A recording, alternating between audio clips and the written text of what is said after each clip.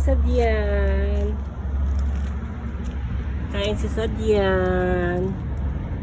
Safe na siya Sadian dito. Kain baby. Ah, grabe. Ang ganda ng baby ah.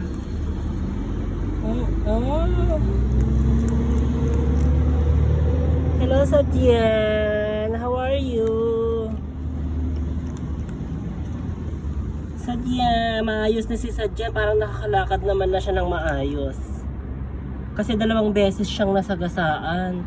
Kaya kinuha ko na siya. Taga Sadian ito, isa Sadian ko siya kinuha. Tapos dinala ko siya dito sa Buhaira. Dito sa place ko. Kain si baby. Oh. Tingnan niyo yung buntot niya. Oh. Putol. Nung unang nasagasaan siya, ayan, naputol ang buntot.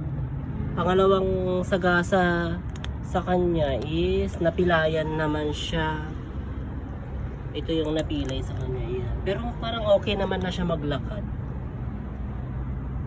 Actually, sa gabi lang ito nagpapakita sa akin, pero nagtaka ako ngayon, nagpakita siya ngayong araw. Siguro nagutom. Ayan. Tapos mamayang gabi, bibigyan ko ulit siya ng pagkain. Mamayang gabi, wet food ang pagkain nila. So sa ngayon, dry food muna. Ang ganda ng baby, ang ganda ng mata niya.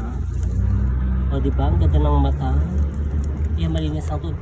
Dapat ang tubig laging malinis para hindi sila nagkakasakit.